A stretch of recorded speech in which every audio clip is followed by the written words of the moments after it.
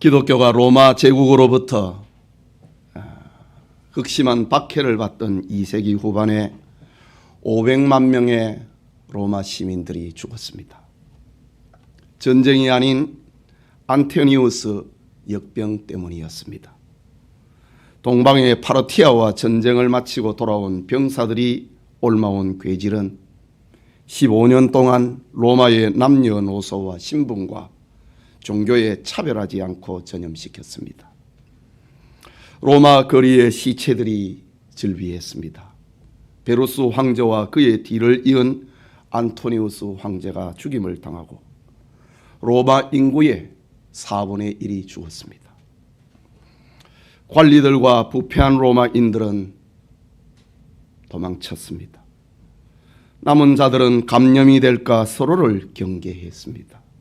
죽음의 그림자가 온 로마 제국을 덮어버린 것입니다. 이때에 교부 키프리아는 그리스도인들에게 설교했습니다. 우리가 단지 우리 그리스도인들만 소중히 여기고 우리끼리만 자비를 베푼다면 그것은 놀라운 일이 아닙니다. 하나님께서 관용을 베푸신 것 같이 관용을 베풉시다. 원수까지도 사랑합시다. 라고 설교했습니다. 그의 설교는 감동을 일으켰습니다. 그리스도인들은 전염병보다 하나님의 사랑을 실천하지 못하는 것이 더 두려웠습니다. 성도들은 감염의 위험을 무릅쓰고 거리와 가옥에 뒹굴고 있는 시체들을 거두어 장례 치르기 시작했습니다. 병자들을 품었습니다. 노약자들을 돌봐주었습니다. 주머니에 돈주머니와 자기 집을 내놓았습니다. 전염되어 희생한 성도들도 있었습니다. 그러나 로마의 수많은 사람들이 이런 성도들에 의해서 목숨을 건지게 됩니다. 이런 그리스도인들을 가리켜서 세상의 사람들은 말하기를 파라볼라노이라고 불렀습니다. 파라볼라노이, 위험에 던져진 사람들. 전염병을 두려워하지 않고 시체를 거두고 병자를 돌봐주고 자기의 전대와 집을 내놓고 이런 사람들을 가리켜서 위험을 무릅쓰는 자, 파라볼라노이라고 사람들은 이름을 붙였습니다. 이 일로 인하여서 이 교도들이 그리스도인이 되기를 자원하는 일이 일어납니다. 박해기의 교회는 말이 아닌 사랑으로 전도했던 것입니다. 지금 코로나19 사태로 온 국민이 떨고 있습니다. 병원과 공공시설은 코로나 난민으로 넘쳐납니다. 확진자, 자가 격리된 사람들, 그리고 방역하는 공무원들과 의료인들 모두 힘들어합니다. 전염병은 이제 누구든지 감염시키는 팬데믹 상황이 되었습니다. 이때 오늘의 그리스도인들은 어떻게 살아야 할 것인가? 결론은 하나님의 사랑 실천과 더불어 자존감을 가지고 살아야 됩니다. 오늘 본문에서 바울은 자기 고백을 통하여서 역설적인 삶, 그리스도인의 역설적인 삶 8가지를 들려주고 있습니다. 우리는 이런 사람이라는 거지. 이 시간 그리스도인의 역설이라는 제목으로 하나님의 말씀 받고자 합니다. 말씀을 듣는 우리 모두에게 하나님의 은혜가 임하기를 소원합니다. 그리스도인의 역설, 첫 번째로 욕된 자 같으나 영광된 자입니다. 8절의 말씀이지요. 영광과 욕됨으로 그러했으며 악한 이름과 아름다운 이름으로 그러하였느니라 라고 합니다. 본서를 기록한 바울은 사도의 직무를 수행을 하면서 영광과 아름다운 이름으로 존경받을 때도 있었지만 오해와 비방을 받을 때가 더 많았습니다. 하지만 바울은 욕됨과 악한 이름을 이상하게 생각하지 않았습니다. 사실 세상적 기준으로 보면 성도의 삶은 바울처럼 선이 분명하기 때문에 때로는 비타협적인 존재로 여겨집니다. 그러나 성도들은 괴로워할 필요가 없습니다. 예수님께서도 범죄자 중 하나로 취급당하고 강도들과 함께 십자가에 못 박혀 죽임을 당하였습니다. 그 예수님께서 제자들에게 말씀하셨습니다. 너희가 내 이름으로 말미암아 모든 사람에게 미움을 받을 것이나 끝까지 견디는 자는 구원을 얻으리라 라고 말씀하셨습니다. 여러분, 끝까지 견디는 자는 구원을 얻으리라. 성도의 궁극적인 영광은 구원이고 천국이라고 하는 말입니다. 이것을 가리켜서 바울은 고린도전서 15장에서는 욕된 것으로 심고 영광스러운 것으로 다시 살아난다. 이것이 성도의 삶입니다. 그리스도인의 역설,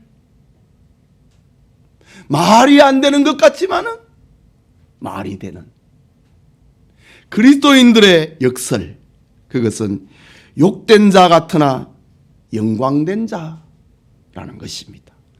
이 자존감으로 오늘을 살아가는 은혜가 있기를 소원합니다. 둘째로, 속이는 자 같으나 참된 자입니다. 8절에 계속되는 말씀이지요. 우리는 속이는 자 같으나 참되고 라고 했습니다. 세상은 성도들이 전도하면 당황하고 때로는 속이는 말로 여깁니다. 왜 우리의 전도를 받지 않을까요? 속이는 말로 듣고 있기 때문에. 속인다. 바울도 전도 현장에서 예수 그리스도의 십자가의 죽으심과 부활을 증거를 하자 사람들은 거짓말이라고 비난했습니다. 때로는 바울을 가리켜서 저 사람 옆에 가면 안 된다 이거지. 연병이다. 전염병과 같은 자다.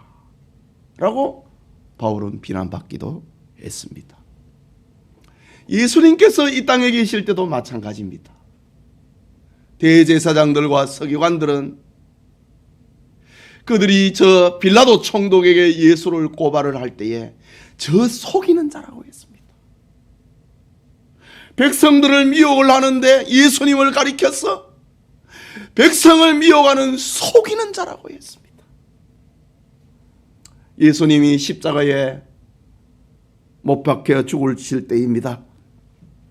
지나가는 자들은 자기 머리를 흔들며 예수를 모욕하고 이르되 성전을 얼고 사흘에 짓는 자여 네가 만일 하나님의 아들이여든 자기를 구원하고 십자가에서 내려오라 라고 지나가는 사람들, 예수님을 못 박은 사람들, 그것을 지켜보고 있는 사람들을 가리켜 그들은 예수님을 가리켜 속이는 자다. 당신이 메시아면은 거기서 내려오라 라고 했습니다. 그러나 예수님의 운명과 더불어 성소의 휘장이 찢어지고 땅이 진동하고 바위가 터지고 무덤이 열리고 자던 성도들이 일어납니다. 이때 예수님을 십자가에 못 박는 일을 주도했던 백부장은 하는 말, 백부장과 및 함께 예수를 지키던 자들이 지진과 그 일어난 일들을 보고 심히 두려워하여 이르되 이는 진실로 하나님의 아들이었도다 라고 고백합니다. 그리스도인의 역설은 이처럼 속이는 자 같으나 결국은 참된 자로 판명됩니다. 속이는 자 같으나 참되다고 하는 자존감이 우리와 함께 하기를 소원합니다. 셋째로, 그리스도인의 역설은 무명한 자 같으나 유명한 자입니다. 9절의 말씀이지요. 무명한 자 같으나 유명한 자요 라고 했습니다. 여기 무명한 자라는 헬라 말은 아그누메노이라는 말입니다. 아그누메노이, 이 말은 무식이라고 하는 말에서 온 말입니다. 이게 무슨 말입니까? 세상이 볼 때에 그리스도인들의 가치관은 무식하고 미련해 보인다 이 말이지. 그래서 사람들로부터 없는 사람처럼 취급을 당합니다. 저 빼고 우리끼리 살자. 그리스도인들이 무명한 자로 저 사람들 빼고 우리가 살자. 이런 존재가 됐다는 말입니다. 이유는 그리스도인들은 세상 지식과 다른 지식을 가지고 있기 때문입니다. 그러나 구원 얻는 성도들에게 십자가는 하나님의 능력이요 하나님의 지혜입니다. 베드로를 보십시오. 그는 고기 잡는 갈릴리 어부의 출신이지만은 초대교회의 기둥이 된 사람입니다. 많은 사람을 옳은 대로 인도하고 구원하는 유명한 사람이 되었습니다.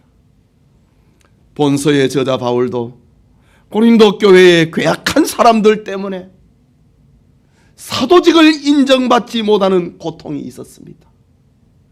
고린도 후서는 이 사도직을 인정받지 못함에 대한 그것을 변명하기 위한 성경이 고린도 후서입니다. 이런 고통이 바울에게 있었습니다. 그러나 결국 바울은 사도직을 인정받고 신약 성경 14권을 기록함으로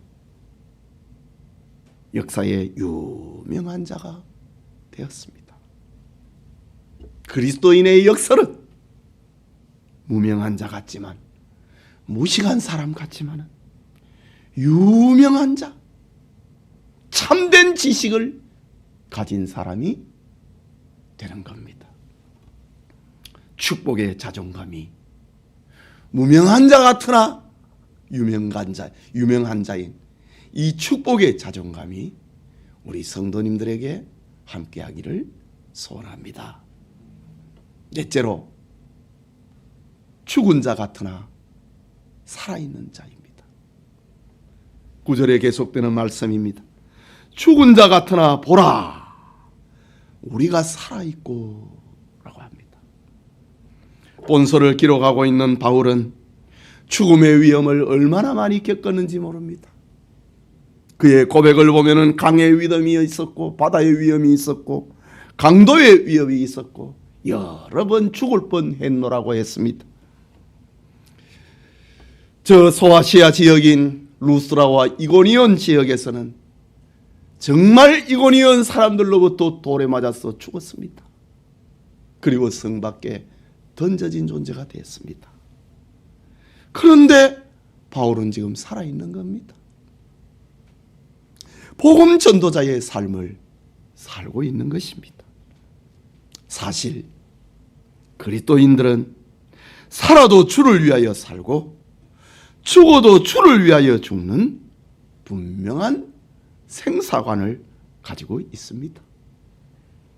성도는 구원인이고 죽으면 더 좋은 천국에 이를 것이라고 하는 이런 생사관을 가지고 있습니다. 그러니 죽은 자 같으나 보라 지금 우리가 살아있다 라고 말하는 겁니다. 그리스도인의 역설은 바로 죽은 자 같으나 살아있는 자존감입니다. 살아도 주를 위하여 살고 죽어도 주를 위하여 죽는 이런 자존감, 이 축복이 우리 교우들과 함께 하기를 소원합니다. 다섯째는 징계를 받은 자 같으나 죽임을 당하지 않는 자입니다. 9절의 후반부입니다. 징계를 받는 자 같으나 죽임을 당하지 아니하고. 그리스도인의 역설입니다. 성경의 하나님의 징계는 자기 백성을 바로 세우기 위한 하나님의 사랑과 관심으로 이해가 되고 있습니다. 지난주에 받았던 말씀처럼 다윗이 교만하여 인구조사를 하다가 하나님으로부터 징계를 받았습니다. 그러나 죽지 않았다 이거지요. 바울을 시기하는 사람들은 바울이 당하고 있는 고통과 시련, 바울은 몸에 병을 가지고 있었습니다. 고린도후서를 보면은 이 병을 낫기 위하여서 하나님 앞에 3번이나 기도했다고 했습니다. 얼마나 힘들었으면 내 육체에 가시를 가지고 있다고 했습니다. 이런 바울의 모습을 보고 바울을 시기하는 사람들은 지난날 바울이 교회를 너무 박해했기 때문에 받은 벌이라고 그렇게 매도했습니다. 비난했습니다. 그런데 바울은 죽지 않았습니다. 오히려 더 많은 교회를 세우고 성도들의 신앙을 굳건하게 했습니다. 바울은 이런 자기 고백을 통해서 들려주는 말, 그리스도인은 징계를 받지만 죽임을 당하지는 않는다. 멸망하지는 않는다. 라고 했습니다. 그리스도인의 자존감은 이런 것입니다. 나는 징계는 받아도 멸망하지는 않는다. 이 축복이 우리 성도님들과 함께하길 소원합니다. 6째로, 근심하는 자 같으나 항상 기뻐하는 자입니다. 그리스도인의 역설의 삶입니다. 10절에 근심하는 자 같으나 항상 기뻐하고 라고 합니다. 바울의 대적들은 바울이 개척한 교회를 흔들어 놓았습니다. 이것은 바울을 근심하게 하고 슬프게 만들었습니다. 그럼에도 바울은 기뻐하였고 성도들에게 항상 기뻐하라고 권면합니다. 대적들은 바울을 옥에 가두었습니다. 옥에 가두면 고민하고 근심할 것이라고, 낙심할 것이라고 생각했습니다. 그런데 옥에 갇혀 있는 바울을 보면은 거기서 찬송을 부르고 있는 겁니다. 간절히 기도하고 있는 겁니다.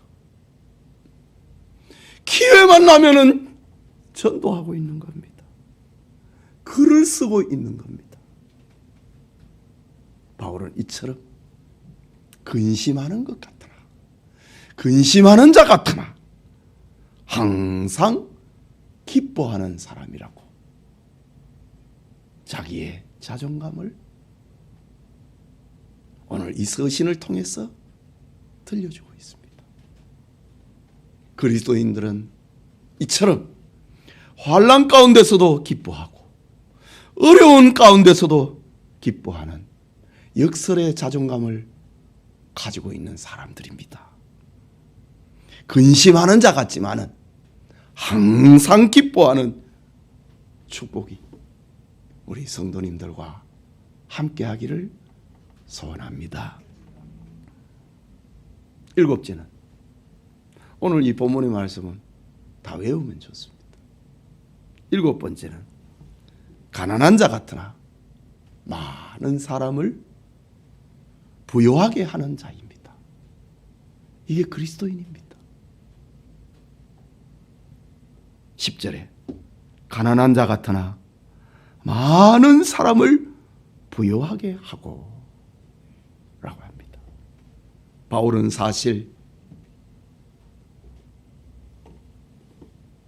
로마의 시민으로 출생했지만은 부유한 집에서 자라서 저 예루살렘으로 유학까지도 했지만은 그는 사실상 부여를 누리지는 못했습니다. 안락한 집도 없었고 포근한 가정도 없었고 효도하는 자식도 없었기 때문입니다. 그럼에도 그는 행복했습니다. 복음의 풍성함으로 많은 사람을 그 영육을 부유하게 만들었습니다. 오늘날에도 세상의 가치관은 보이는 것, 높은 것, 긴 것, 큰 것에 집중이 되어 있습니다. 하지만 거기에 만족이나 행복은 없습니다. 가지면 더 가지고 싶고요. 높으면 더 높아지고 싶고요. 길면 더 길고 싶고요. 만족이나 행복은 없습니다. 오히려 세상의 눈에 보이는 것은 갈증만 심화시킵니다. 마치 바닷물을 마시면 물이라서 갈증을 해소하는 것 같지만 더 목이 타오르는 것처럼 말입니다. 만족과 행복이라고 하는 것은 소유에 있지 않습니다. 하나님은 사람을 지으실 때에 소유를 통해서 행복해지도록 그렇게 만들지 않았습니다. 짐승은 소유하면 행복합니다. 먹을 것이 많으면, 포근한 집이 있으면 짐승은 행복해합니다. 그러나 하나님은 사람을 그렇게 짓지는 않았습니다. 사람은 소유를 통해서 행복해지는 존재가 아니고 존재를 통해서 행복해지도록 만들었습니다. 하나님과의 관계가 원만할 때에 행복해지도록, 하나님의 자녀된 것을 인식을 할 때에 감사가 나오고 감격이 나오도록 만들었습니다.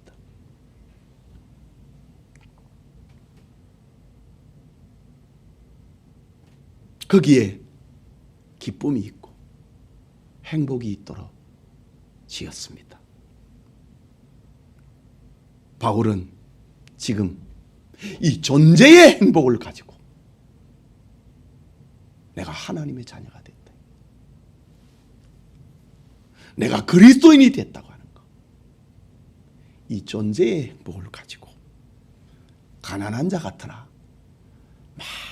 많은 사람을 부유하게 하는, 많은 사람을 만족하게 만들고 행복하게 만드는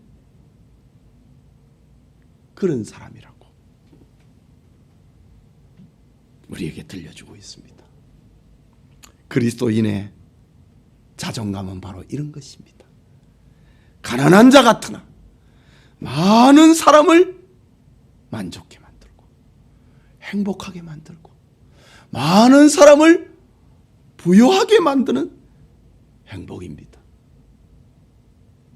이것이 그리스도인입니다. 이 축복이 여러분과 함께 하기를 소원합니다. 마지막으로 8번째, 아무것도 없는 자 같으나 모든 것을 가진 자입니다. 10절에 아무것도 없는 자 같으나 모든 것을 가진 자로다 라고 합니다. 바울은 예수님을 만나고 난 다음에 정말 모든 것을 내려놓았습니다. 그를 이끌었던 야마, 즉 가말리엘의 당대 최고의 바리새 학파 가말리엘의 제자가 되었다고 하는 야망을 내려놓았습니다. 지위를 내려놓았습니다. 명예를 내려놓았습니다. 재물을 내려놓았습니다. 그것을 배설물처럼 여기노라 라고 빌립보서 3장에서는 그렇게 고백합니다. 이유는 예수 그리스도를 주인으로 섬기고 있고 주인 되신 주님께서 시마다 때마다 필요한 것을 공급해 주신다고 하는 그 믿음, 그 체험을 가졌기 때문입니다. 그것도 모자라서 바울은 자기를 죄인 중에 괴수라고 고백합니다. 이 말은 하나님의 은혜가 없이는 나는 살 수 없다는 겁니다. 예수 그리스도의 그 사랑이 없이는, 십자가의 사랑, 그 사랑이 없이는 살 수 없다는 것을 깨달았기 때문에 나는 죄인 중에 괴수라고 고백합니다. 여러분, 성도가 이 세상에 살고 이해관계에 엮여서 고민하고 있지만은 우리의 궁극적인 시민권은 하늘에 있습니다. 베드로는 베드로전서 1장 4절에 우리의 기업은 이 세상에 썩어질 것이 아니고 하늘에 있다고 했습니다. 그렇기 때문에 그리스도인들의 역설은 아무것도 없는 자 같으나 모든 것을 가진 사람입니다. 천국을 기업으로 가진 사람은, 저 천국의 시민권이 된 사람은 모든 것을 가진 사람입니다. 이 세상의 것은 잠시 후면은 없어져 버릴 것이기 때문에 영원히 없어지지 아니하는 천국을 기업으로 가진 사람은 모든 것을 가진 사람입니다. 이것이 그리스도인의 자존감입니다. 이 축복이 함께하길 소원합니다. 사랑하는 성도 여러분, 예수님을 만나면은 인생이 역설적인 존재로 변화됩니다. 하나님은 인생의 판을 아예 바꾸십니다. 새 판 짠다. 욕됨을 영광으로 바꾸십니다. 속이는 자 같으나 참되게 하십니다. 무명한 자 같으나 유명하게 만드십니다. 죽은 자 같으나 살아있게 하십니다. 징계를 받는 자 같지만은 죽지 않게 하십니다. 가난한 자 같지만은 많은 사랑을 부여하게 하십니다. 근심하는 사람 같지만은 항상 기뻐하는 사람이 되게 하십니다. 아무것도 없는 자 같지만은 모든 것을 가진 자로 판을 바꾸십니다. 악을 선으로 바꿉니다. 절망의 판을 축복과 소망의 판으로 바꾸십니다. 하나님의 은혜가 있기 때문에 절망하지 않게 하십니다.